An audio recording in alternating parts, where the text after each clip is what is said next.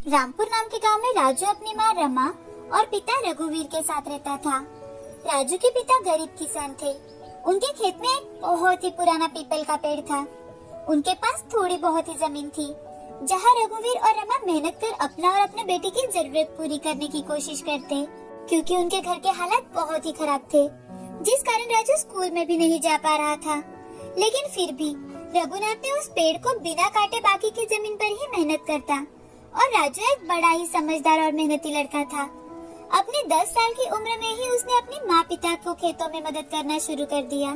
वो कुछ देर अपने माँ पिता को मदद करता, और जैसे जैसे धूप बढ़ जाती तो वो पेड़ के नीचे छांव में आकर बैठकर खेलने लगता और देर देर तक पीपल के पेड़ से बातें करता। एक दिन राजू पेड़ से बात कर रहा था। राजू डरकर यहाँ वहाँ देखने लगता है। अरे राजू, तुम डर क्यों रहे हो? तुम तो मुझे अपना दोस्त मानते हो ना, हर रोज मुझसे बातें करते हो। क्या तुम सच में मेरे दोस्त बनोगे? हाँ जरूर, लेकिन मेरी एक शर्त है कि तुम ये बात किसी को नहीं बताओगे कि मैं तुम्हारा दोस्त हूँ और तुमसे बातें करता हूँ। क्यों? जिस दिन ये बात तुम किसी और को बताओगे, उसी दिन मैं यहाँ से चला जाऊंगा। नहीं दोस्त, मैं तुम्हें यहाँ से कहीं नहीं जाने दूंगा। मैं ये बात किसी को नहीं बताऊंगा। अब राजू और पेड़ दोनों पक्के दोस्त बन जाते हैं और हर रोज एक दूसरे से बातें करने लगे। एक दिन की बात है, राजू खेत में काम कर रहा था तो रमा और रघुनाथ पेड़ के नीचे पानी पीने आते हैं। तो राजू की माँ रघुनाथ से, देखिए ना, हमारा बेटा कितनी जल्दी बड़ा हो गया। खेलने कूदने की आयु में ही उसे कितनी समझ आ गई है। नहीं रमा, ये तो हमारी गलती है। हमारी परिस्थिति के कारण हमने राजू से उसका बचपन छीन लिया है। ये तो उसके पढ़ने लिखने के दिन हैं। लेकिन देखो, किस्मत ने हमसे तो पूरी जिंदगी मेहनत करवाई, अब हमारे बेटे के नसीब में भी। बोलते बोलते रघुनाथ और रमा की आंखें नम हो जाती है। पीपल का पेड़ ये हर रोज देखता था। रघुनाथ, रमा और राजू की परिस्थिति देख पीपल के पेड़ को भी उनकी दया आती थी। एक दिन राजू पीपल के पेड़ की ओर देखकर, मेरे माता पिता इतनी मेहनत करते हैं, लेकिन फिर भी हम इतने गरीब हैं। मुझे भी पढ़ना है, लिखना है। जब मेरे दोस्त स्कूल में जाते हैं तो मुझे भी लगता है कि मैं भी स्कूल जाऊं। तभी उसे हंसने की आवाज सुनाई देती है और पीपल का पेड़, जो सच्ची ईमानदारी से मेहनत करते हैं, भगवान तो उनकी परीक्षा लेते ही है। भगवान को तो मैंने नहीं देखा, क्या आपने देखा है? राजू की बातें सुनकर पेड़ हंसने लगा। राजू, भगवान हर जगह होते हैं। मुझ में भी भगवान है और तुम में भी भगवान है। भगवान हर जगह होते हैं। तो फिर भगवान जी सबको खुशी क्यों नहीं देते? राजू, मेहनत सबको करनी पड़ती है। हर इंसान को हर चीज आसानी से नहीं मिलती।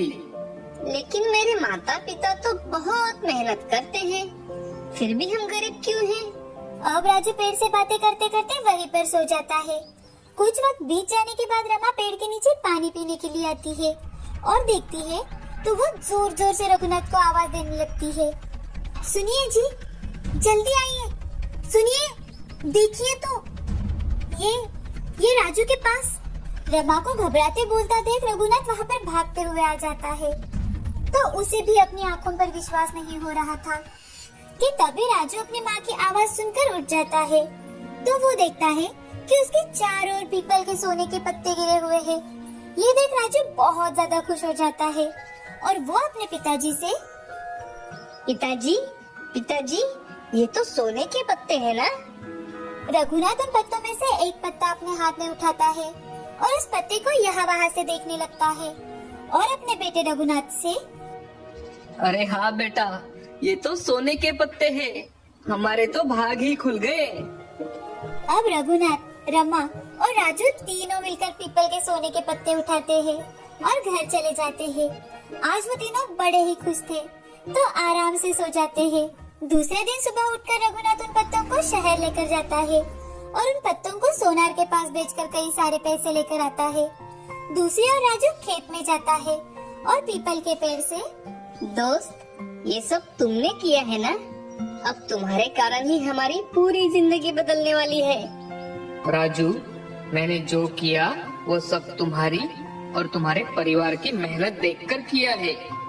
आज से तुम अपने स्कूल भी जा पाओगे, तुम्हारी हर एक समस्या हल हो जाएगी।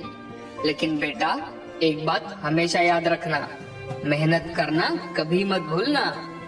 अब रघुनाथ शहर से वापस आ जाता है और उन पैसों में से कुछ पैसों से वो अपने लिए कुछ जमीन खरीदता है, जिसमें वो और ज्यादा मेहनत कर सके और अपने बेटे को अच्छा भविष्य दे सके। अब सभी खुशी खुशी रहने लगे। इस कहानी से हमें ये सीख मिलती है कि सब्र का फल मीठा होता है। हमें हमेशा हताश ना होकर मेहनत करनी चाहिए। इगतपुरी नाम के शहर में मयंक अपनी पत्नी रेवा के साथ रहता था। बचपन से ही मयंक अनाथ था। वो लोगों के घर को कलर कराने का काम करता था और उसी में अपना और अपनी पत्नी का गुजारा किया करता था। उसकी आर्थिक स्थिति कुछ ज्यादा अच्छी नहीं थी, जिस कारण मयंक की पत्नी उससे हमेशा ही नाराज रहती थी। मयंक एक ईमानदार और बड़ा ही मेहनती इंसान था, साथ ही बड़ा दयालु इंसान था।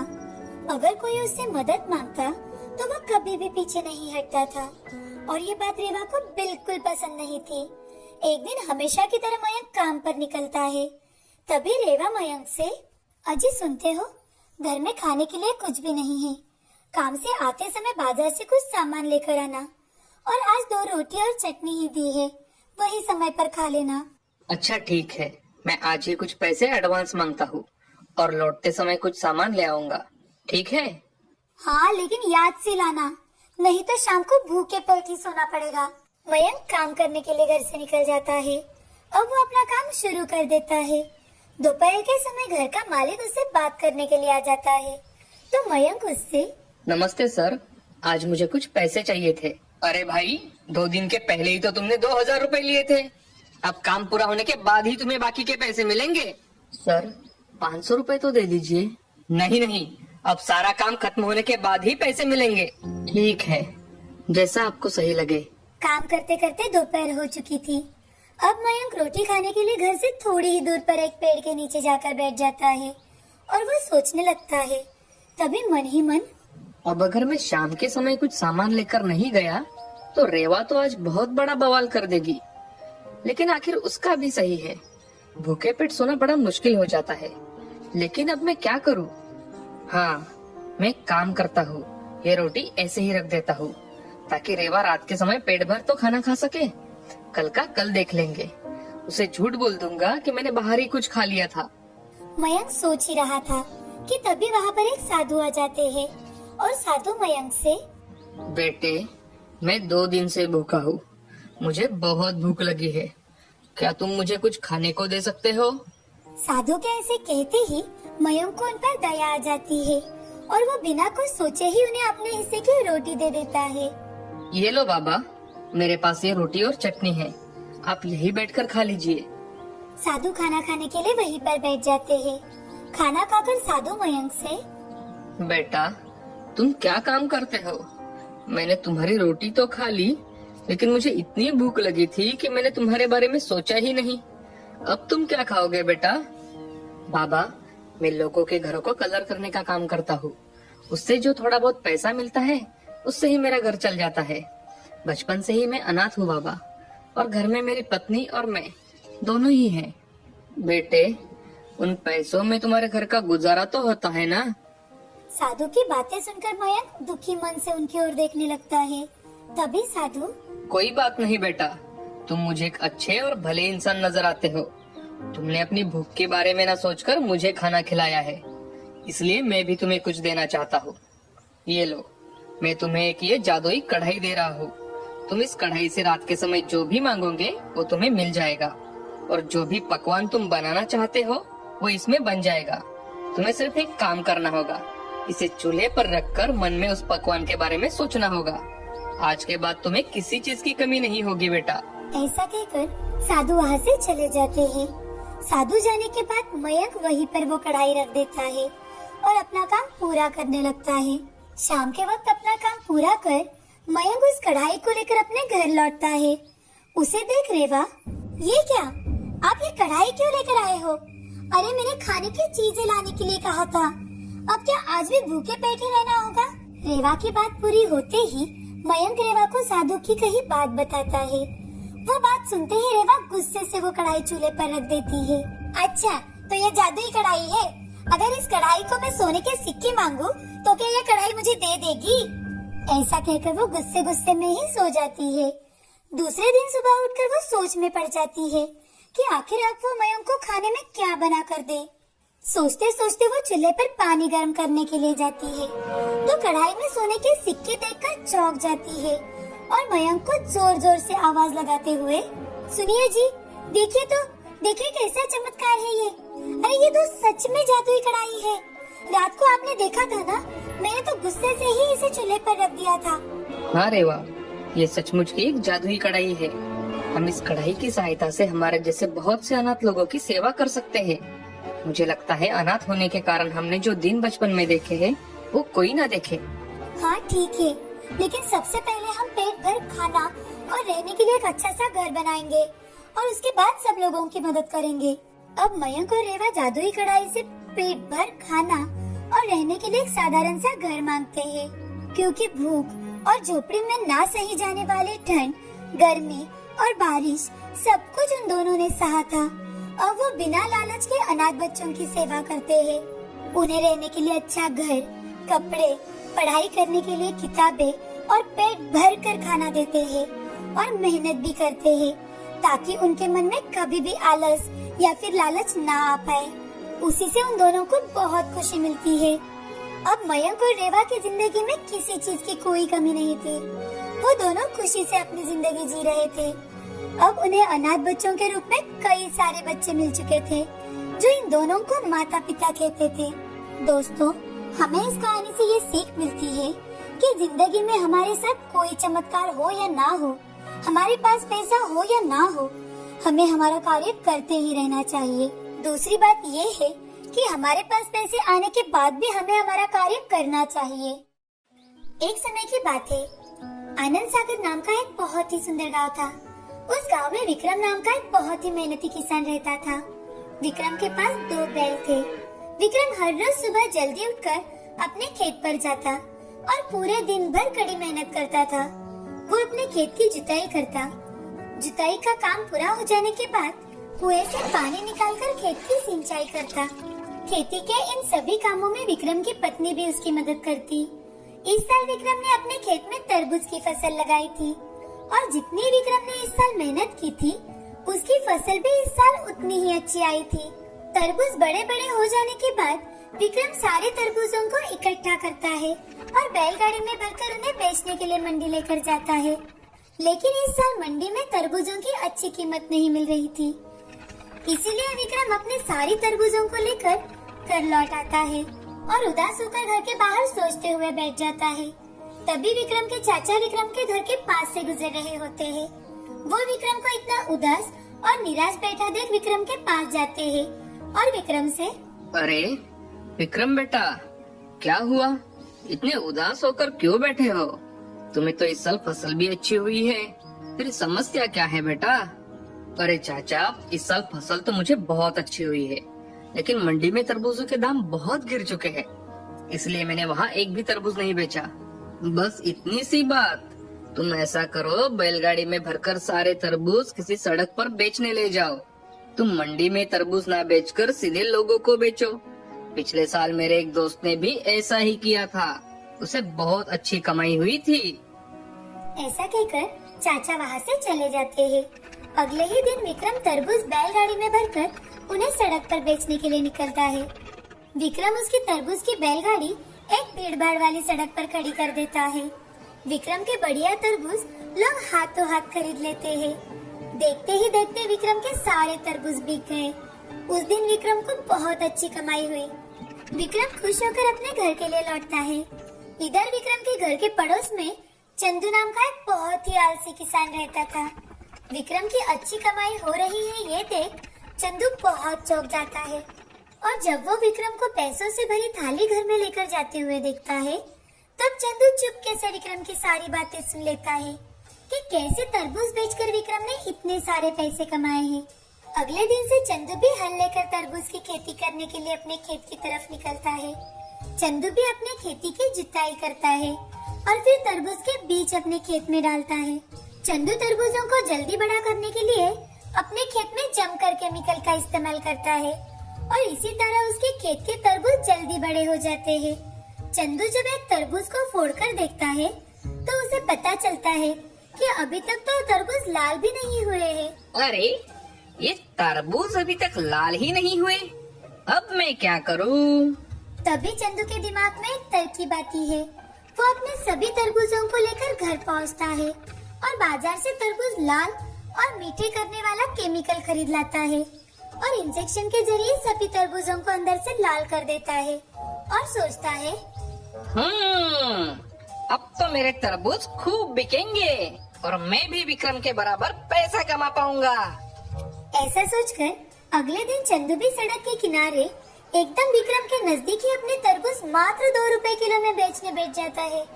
लेकिन फिर भी कोई उसके पास से तरबूज खरीदते नहीं।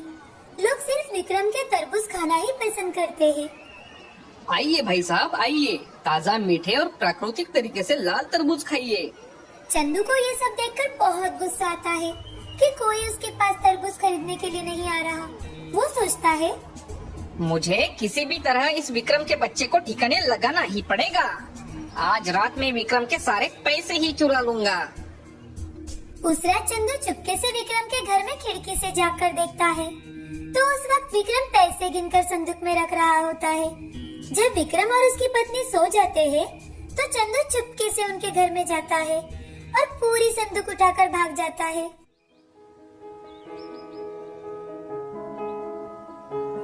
अरे विक्रम, क्या हो गया? इतना दुखी होकर क्यों बैठे हो भाई? अब क्या बताओ भाई साहब, कल रात को कोई मेरे घर से पैसे चुरा कर भाग गया। मैंने पैसे संदूक में रखे थे, कोई पूरी संदूक ही उठा कर ले गया। मैं तो बर्बाद हो गया। अब मैं क्या करूँगा? थोड़ा ध्यान रखा करो विक्रम। अब जो हुआ सो हुआ। अब अपने खेत पर जाओ और दोबारा काम में जुट जाओ। ईश्वर तुम्हारी जरूर मदद करेगा। बेचारा विक्रम निराश और हताश होकर अपने खेत की तरफ जाता है। जब विक्रम अपने खेत में आ पहुंचता है, तब उसे बहुत ही बड़ा और चमकीला तरबूज दिखाई देता है। इतने बड़े तरबूज को देखकर विक्रम चौंक जाता है। तभी वहाँ एक देवी प्रकट होती है और विक्रम से, विक्रम, ये एक जादुई टंकी है। मैंने देखा है कि तुम अपनी फसल उगाने के लिए बहुत मेहनत करते हो। मेरी तरफ से ये तुम्हारे लिए एक इनाम है। ये लो, ये एक जादुई छड़ी है। जब भी तुम इस छड़ी को टंकी पर 3 बार मारोगे तो ये टंकी जूस से भर जाएगी। और एक बात हमेशा याद रखना, टंकी भरने के बाद इसे एक काले कपड़े से ढक देना, तभी इसका जूस बनना बंद हो जाएगा, वरना ये बढ़ता ही रहेगा।